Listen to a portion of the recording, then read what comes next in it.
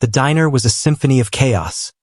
The sizzle of the grill, the upbeat jingle of the jukebox, and the tired laughter of the late shift workers. But at table 8, the air was heavy with a different kind of energy. Lee Gun-woo, the man they called the Korean Dragon, sat in a silence so thick it felt like a physical weight. He wasn't there for the coffee. He was there to settle a blood debt with men who had spent months trying to put him in the ground. But before his contact could even speak, something white and soft brushed against the toe of Gun-woo's expensive Italian leather shoe, a heavy cotton towel. He looked down, his hand instinctively reaching for the weapon concealed beneath his blazer. He expected a threat. He didn't expect the shaky, jagged letters written in a child's hand. One word, help. Gun-woo slowly raised his gaze. In the center of the room stood Lucia, a small girl in a pink dress that seemed to glow under the harsh fluorescent lights, her deep brown skin pale with shock, her eyes red and weeping from a trauma no child should know. She stood frozen, her tiny fingers digging into the hem of her dress. Behind her, a man with a jagged scar and a heavy leather jacket didn't just have a hand on her shoulder.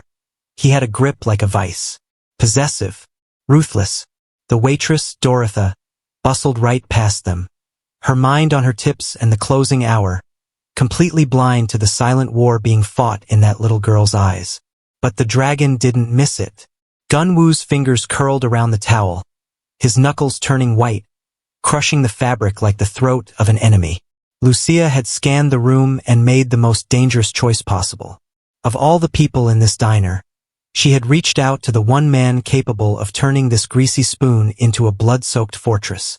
When Gun-woo stood up, his own bodyguards, men who had seen him survive hits and street wars, didn't move. They froze, because for the first time in 10 years, they saw something in Gun-woo's eyes that wasn't just cold business.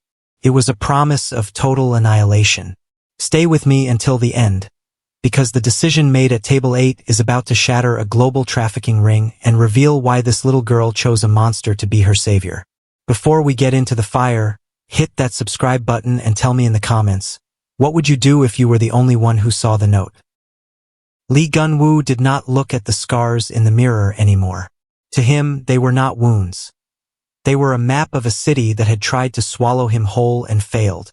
The jagged line running from his temple to the edge of his jaw was a souvenir from a rain-slicked alley in Busan, a gift from a mentor who had traded loyalty for a suitcase of untraceable bills.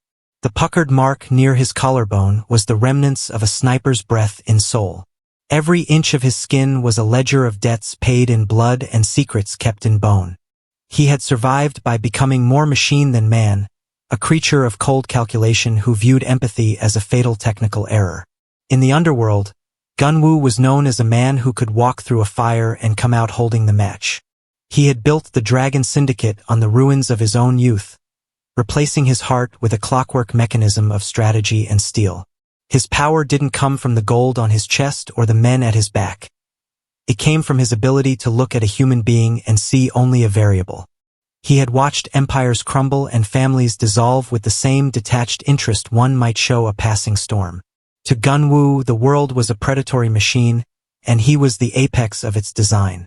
But as he sat at table 8, the fluorescent light of the diner caught the ridge of the scar on his cheek, casting a shadow that made him look like a relic of an ancient war. He had come here to finalize the White Peace, a treaty with the very men who had once ordered his execution. It was a deal worth millions, a move that would solidify his legacy and ensure his name was whispered in boardrooms rather than shouted in backstreets. He was seconds away from the ultimate victory of his career, a moment where the monster finally became the king. Then the towel hit his shoe. The weight of it was nothing, a mere fraction of an ounce. Yet it felt heavier than the lead that had almost taken his life years ago. Gun-woo didn't just see the word, help. He felt the jagged vibration of the hand that had written it. It was a frequency he hadn't tuned into for decades. The raw, unfiltered signal of a soul that still believed salvation was possible. He looked at Lucia, and for a fleeting, terrifying second, the scars on his face ached. They didn't ache with the ghost of old pain, but with the sudden, sharp realization of what they truly represented. Every time he had been the one who needed help and found only a blade. He saw her red, weeping eyes, and in them, he saw the reflection of a boy standing over a father's body in a pizzeria decades ago. The boy he had buried under layers of ink and violence stared back at him from the face of a terrified girl in a pink dress. The men behind him, his background, sensed the shift.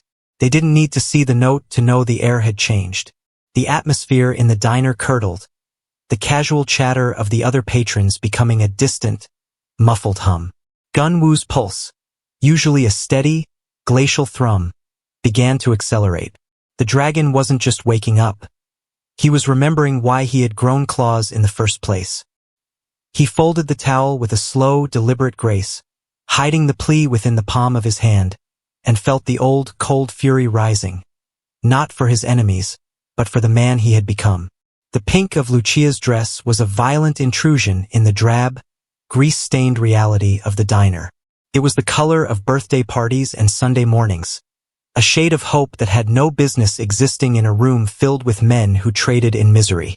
Up close, the fabric was frayed at the edges, dusted with the grit of a long, forced journey. But it was her eyes that held Gun-Woo captive. They were a startling, vibrant blue, now swimming in a sea of broken capillaries and raw, red exhaustion. It wasn't just crying that had done that.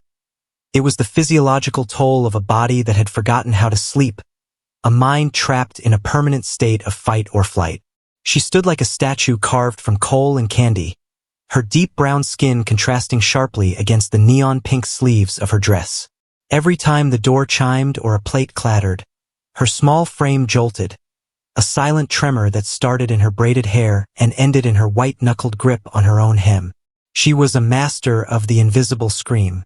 To anyone else, she was just a tired child out late with family. To Gun-Woo, she was a siren wailing on a frequency only he could hear. Surrounding her was the darkness. 3 men sat at her table, their presence a physical bruise on the environment. They wore heavy leather jackets that smelled of old tobacco and road salt, their faces etched with the kind of casual cruelty that comes from viewing people as units of currency. The man directly behind her, the one whose hand was buried in her shoulder, was the worst of the triad. He didn't look at his food. He looked at the room with a flat, predatory gaze, his thumb rhythmically digging into the soft tissue of Lucia's collarbone. Not a caress, but a reminder of the leash. The visual dissonance was sickening. The thugs were shadows, jagged and formless, while Lucia was a singular point of light being slowly snuffed out. They leaned in close, their low, guttural murmurs acting as a wall of sound that isolated her even in a crowded room. One of them reached out with a grease-stained finger to mockingly tuck a stray braid behind her ear. Lucia didn't flinch. She simply went hollow, her eyes fixed on the floor as if she could disappear into the linoleum if she only wished hard enough. From table 8, Gun-Woo watched the way the light died when it touched the men in leather. They were small-time predators, the kind of bottom feeders who thrived in the cracks of the city he claimed to rule. They thought they were invisible because the rest of the world chose to be blind. They didn't see the dragon watching them from the periphery. They didn't notice the way his men in the background had stopped eating, their forks resting silently on their plates, their eyes locked on the back of the thugs' heads. The contrast was no longer just a visual observation. It was a moral ultimatum. The pink dress was a flag of truce in a war Gun-Woo hadn't known he was fighting. Every second he sat in silence, the darkness of the leather jacket seemed to spread, threatening to swallow the small, vibrant girl whole. Gun-Woo felt the towel in his pocket, a tiny piece of evidence that the world was still worth saving. The dragon's eyes narrowed, shifting from the girl's trauma to the captors' throats. The time for observation was over. The time for the hunt had begun. The moment was a fragile thread, pulled so tight it hummed. Lucia knew that in the world of the men who held her, movement was a crime and silence was the only currency that bought another hour of breath. But as she stood there, the weight of the white towel in her hand felt like a mountain she could no longer carry. She didn't look at the man behind her, whose fingers were still a cold, heavy weight on her shoulder. Instead, she looked at the reflection in the dark window of the diner, a ghostly image of the man at table 8. He was a statue of ink and scars, but his eyes were the only things in the room that didn't look through her. With a slow, agonizing precision, Lucia let the towel slip from her trembling fingers. It didn't fall. It drifted, a white petal descending into a pit of vipers. It hit the floor without a sound, landing softly near the toe of her scuffed shoe. The man in the leather jacket shifted, his chair creaking like a warning shot. He began to look down, his predatory instinct sensing a break in the pattern. In that heartbeat, Lucia's breath hitched. If he saw the word written in that jagged, desperate hand, the pink of her dress would be the last thing she ever wore. She didn't panic. She didn't cry. With a courage that belonged to someone 3 times her age, she executed a tiny, rhythmic motion, a soft nudge with the side of her foot. It was a kick born of pure desperation, sent with a silent prayer to a god she wasn't sure was listening. The towel slid. It glided across the linoleum, weaving through the forest of chair legs and the spilled salt of a previous diner's meal. It moved like a living thing, a messenger crossing no man's land under the cover of a casual dinner. Gunwoo watched the white blur approach. He didn't move a muscle, his expression a mask of bored indifference that hid the storm brewing beneath his skin. He saw the lead captor's eyes scan the floor, missing the towel by a mere inch as a waitress hurried past with a tray of steaming coffee. The timing was a miracle of seconds. The towel finally came to rest, touching the tip of Gunwoo's boot. It was a bridge built of fabric and fear, connecting the most innocent soul in the room to the most dangerous. The tension in the diner reached a fever pitch. Lucia's eyes met Gunwoo's one last time, a silent plea that screamed through the silence. She had done her part. She had thrown the flare into the dark. Now, she stood perfectly still, her small hands hidden behind her back, her heart hammering against her ribs like a trapped bird.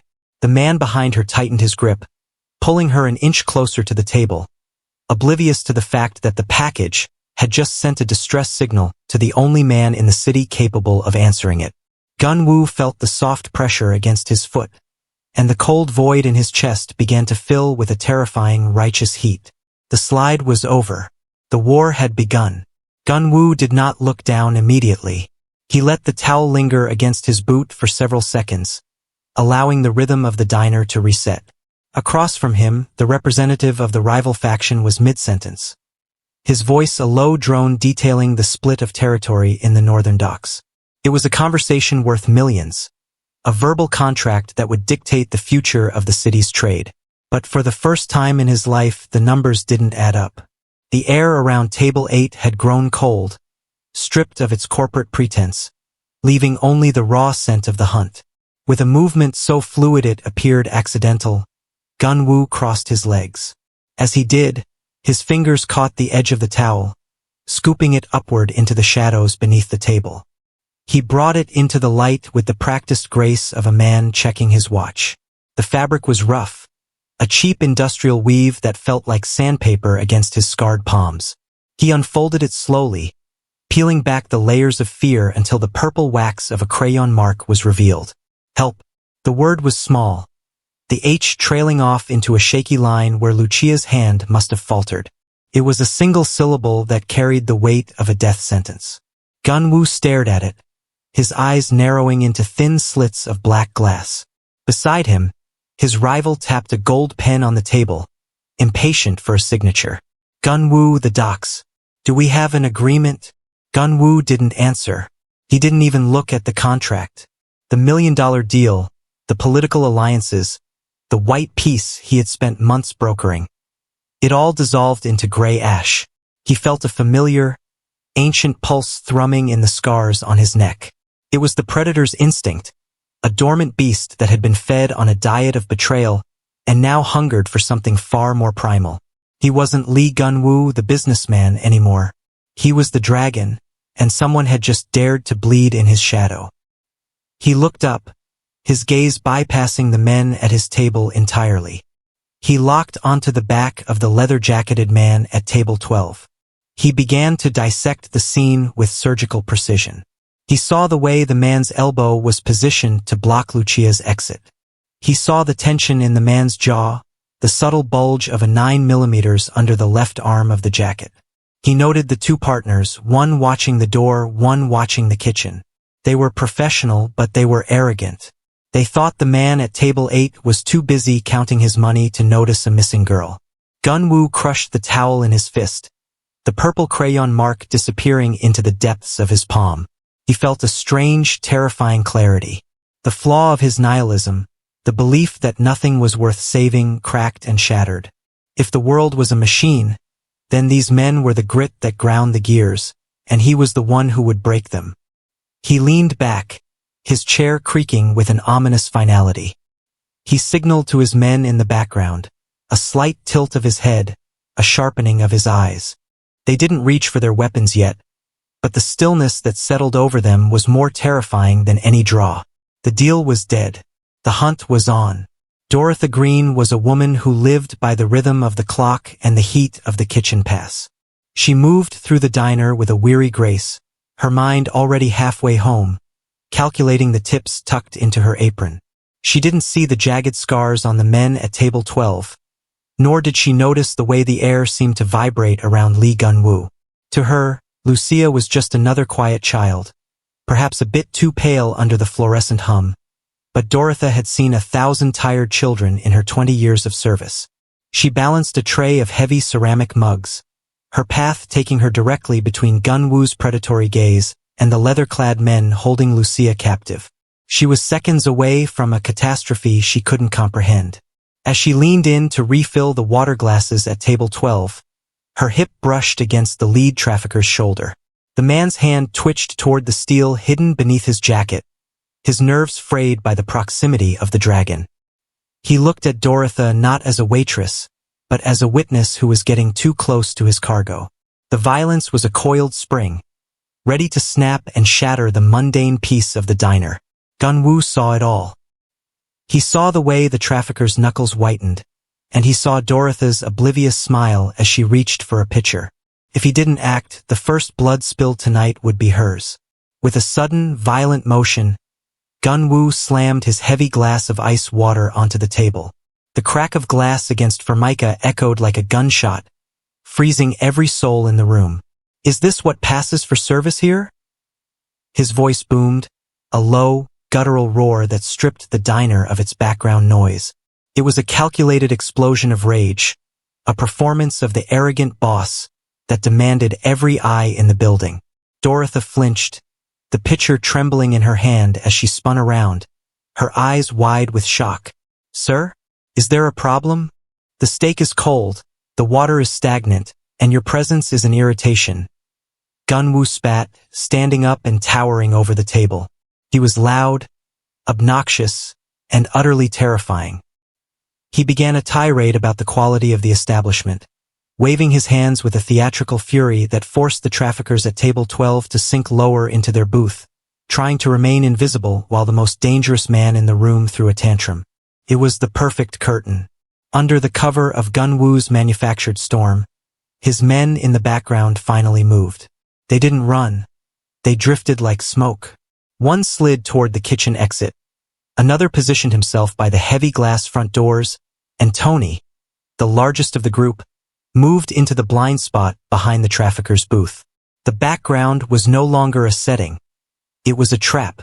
Dorothy hurried toward table 8, stammering apologies, her movement pulling her safely away from the line of fire. Gunwoo's eyes never left the traffickers, even as he berated the waitress. He saw the confusion in the lead man's eyes, the uncertainty of whether this was a random outburst or a targeted strike. Lucia remained perfectly still, her small heart hammering against her ribs, sensing the shift in the atmosphere. The dragon had provided the distraction. The chess pieces were set. Now the board was about to break. The silence that followed Gunwoo's outburst was not a return to peace. It was the heavy, breathless quiet that precedes a landslide. Dorothy had scuttled back toward the kitchen, her apron fluttering like a white flag of surrender, leaving the center of the diner a hollowed-out arena. The traffickers at table 12 sat rigid, their bodies coiled in a desperate attempt to remain inconspicuous, but the shadows were no longer hiding them. Gunwoo remained standing, a monolith of scarred flesh and dark silk, his presence consuming the room's oxygen. Then the world shifted. As if governed by a single, invisible pulse, the men in the background stood up. There was no clatter of chairs, no hurried movements. Just the synchronized rising of 6 obsidian figures. They moved with the terrifying economy of soldiers who had long ago traded their humanity for efficiency. To the average diner, they looked like a group of friends finishing a meal. To the men in the leather jackets, they were the closing jaws of a trap. The lead trafficker's head snapped to the left, then the right. His hand, still anchored to Lucia's shoulder, began to tremble. He saw Tony, a man built like a tombstone, blocking the path to the restroom. He saw the others fanning out, their dark blazers open just enough to reveal the cold, industrial gleam of hardware tucked into their waistbands. The biker gang, who had walked into the diner thinking they owned the night through sheer intimidation, suddenly felt the air thin. They were wolves who had accidentally wandered into a dragon's den. The realization hit them like a physical blow. They weren't just being watched. They were being harvested. The man holding Lucia looked up at Gunwoo, and for the first time, the predatory mask slipped, revealing a raw, jagged fear. He saw the tattoos on Gunwoo's hands, the ink-dark scales of the dragon that marked him as the sovereign of the city's darkest corners. These were not rival bikers. These were the men who dictated the price of life and death in every alleyway from here to the coast. Gunwoo didn't say a word. He didn't have to. The silent siege was a psychological execution. He watched the sweat bead on the trafficker's forehead, watched the way the man's eyes darted toward the exit, only to find it barred by 2 men who looked like they were carved from granite. The power dynamic in the room had flipped so violently that the grease-stained walls seemed to groan under the pressure. Lucia felt the grip on her shoulder falter, the vice-like fingers losing their strength as her captor's focus shattered. The traffickers were no longer the biggest sharks in the room. They were bait.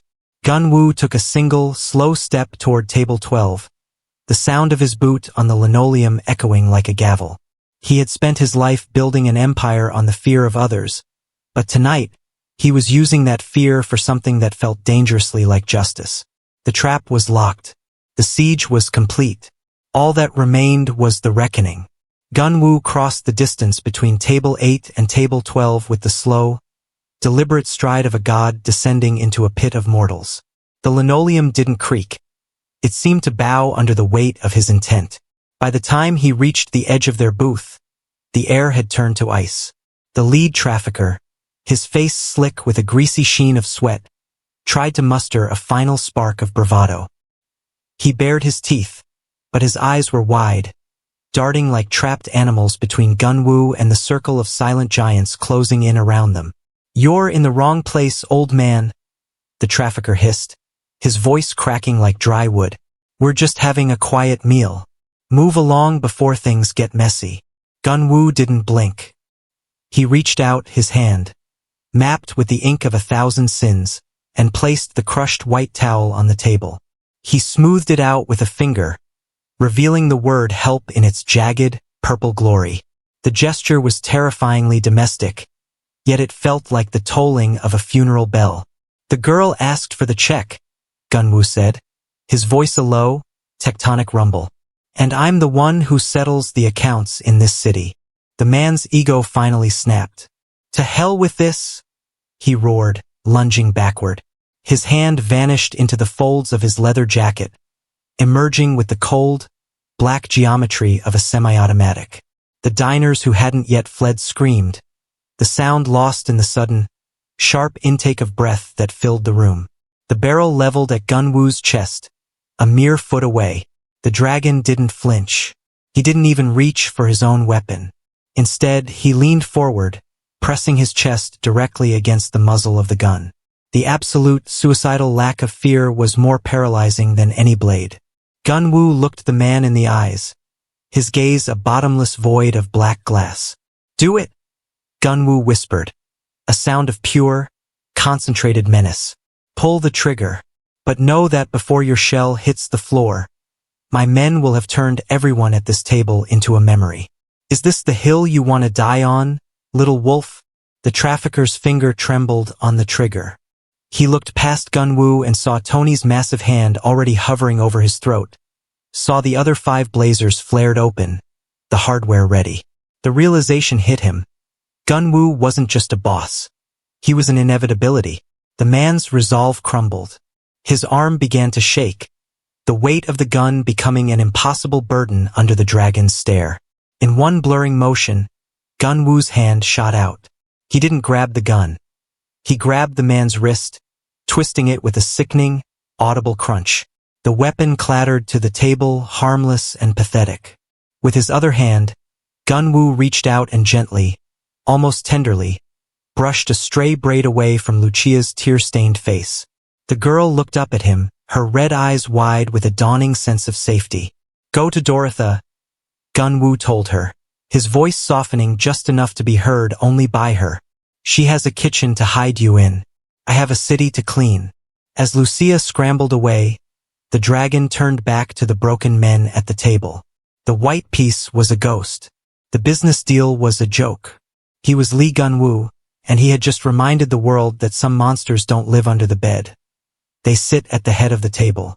The representative of the rival faction, a man named Park who had spent the last hour meticulously discussing percentages and port access, finally stood up. His face was a mask of calculated outrage, his expensive silk tie a sharp contrast to the violence staining the floor of the diner. He looked at the broken traffickers, then at the gun lying like a discarded toy on the table, and finally at Gunwoo. To Park, this wasn't a rescue. It was a breach of contract. "Have you lost your mind, Gunwoo?" Park's voice was a sharp, clinical blade. "Those men belong to the Choi family. They are part of the logistics chain we just agreed to protect.